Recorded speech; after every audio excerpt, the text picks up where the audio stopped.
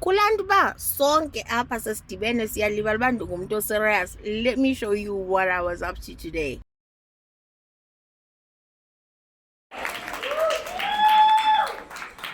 And she will be presenting a spotlight keynote on raising Uhuru Apothecary, cosmetic social business working with GBV survivors and African traditional formulas.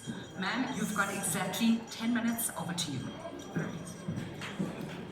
Full of women I've looked up to all my life, trying not to behave like a groupie, because truth be told, I am. All because I met a woman during the B-Lab Africa course, and she thought I do work valuable enough for me to stand on the stage. So womanhood is winning. Yes. Did you know that perpetrators have a silence in how they identify victims? The way you walk. If you walk sloppily or even timidly, you're an ideal candidate. The way you speak. If you speak without confidence and you seem to have self-doubt, you're an ideal candidate. If you conduct yourself as someone who has little to no confidence, you're a candidate. They even study our patterns. With Kim, they study that she leaves the house at a certain time and comes back at a certain time. And that was her sin. Kim's story could have been different if she had been trained to look less like a target. It's never a victim's fault to be violated, but we can teach our daughters to look less or to look more like a headache. To look more like a headache to a perpetrator. The more I engage with survivors, the more I thank my crazy aunt, whose pep talk when I went to boarding school was, "Yabona wena, you're too soft." They definitely are going to bully you. I'm going to teach you how to be bully-proof. Firstly, give a person a look that makes them feel the chill of death. They must tremble in fear.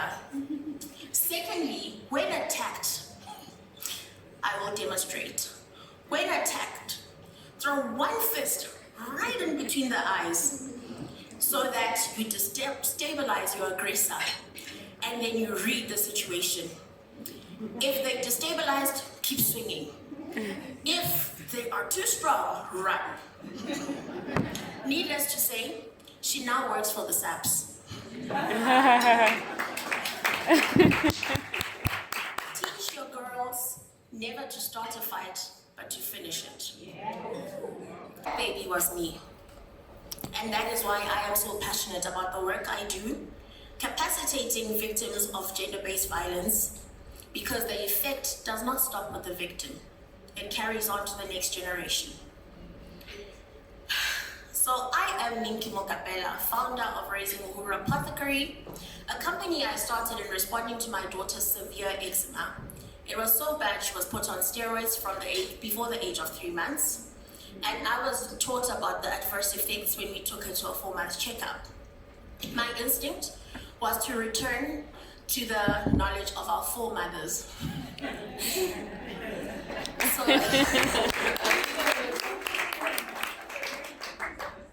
So in addressing my daughter's eczema, I dug deep on what our ancient Africans used to use to treat dermatitis. I then formulated an effective product that led me to even leaving my job in corporate and focusing on it fully. Yes. In focusing on indigenous practices, as a girl who got to enjoy the rural living for the early stages of my life, I remember each and every home being self-sufficient. It is an African thing to be self-sufficient. The system made us dependent. The system made us think of ourselves as victims. And that is why our young girls are easier targets. In our approach, we not only give starter kits and teach them how to formulate. We start with the psyche. Psychology is the language of life. I know scientists would argue that it's mathematics, but stay with me. We have to snuff out the spirit of dependency and desperation. We need to bring women who believe We need to bring women who are the epitome of success to these girls in order for them to see that success is not a pipe dream. They too can get to a point where they're self-sufficient and powerful women. We need to teach soft skills.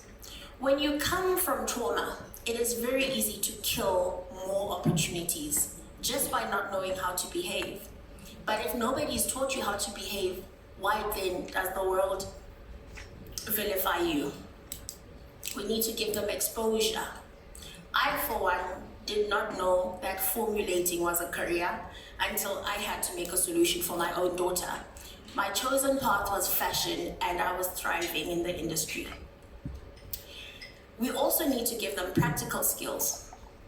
It would be ineffective if we only focused on giving these young women and girls starter kits and then leaving them.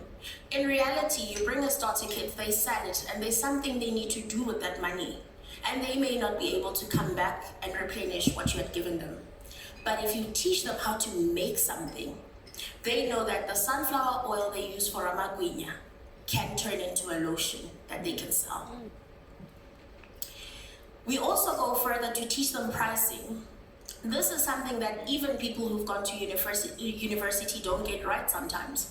And I saw that gap. So it becomes a very painful process towards the end of the days I spent with them, when we have to go over and over and over again as to why you have to have a manufacturing price, why you have to have a retail price, and then in between all of that, there must still be a white label price, there must still be a bulk price. But if they don't know that, how do they build sustainable businesses for themselves that make them able to walk away from an abusive man because they need nothing from him?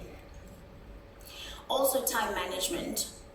Time management is very important in that maybe somebody else is so inspired by the days I've spent with them and they would like to teach other people. But if you have a bulk order worth 40,000 Rand and you're going to get 10,000 Rand from training people, where's the sense in wanting to do something just for passion? And also, we need to teach them how to make long-term ridiculous goals. Yes. In my circles, I'm referred to as billionaire. Yes. My business only turned over 1.1 million last year, but very good. And they need to see that if your goals look reachable, they're not high enough. You could give all the skills under the Milky Way to somebody, but if they are not in alignment to make use of them, it is a futile effort. Also, we also need to teach our girls accountability. It's still gender-based violence when the woman is the aggressor. With that said, I'd like to thank Zanele Mbeki. You missed the beginning of my speech, but I had mentioned that a woman in this room recommended me to be here. So your efforts are visible in that womanhood is winning. We are collaborating, we are recommending each other, and we are pushing each other forward. I'd like to thank the Mbeki Foundation, UNISA, the Women's Development Businesses Trust, and all of the contributing sponsors for this particular enriching event, and for all the events they do to help us move forward. Thank you.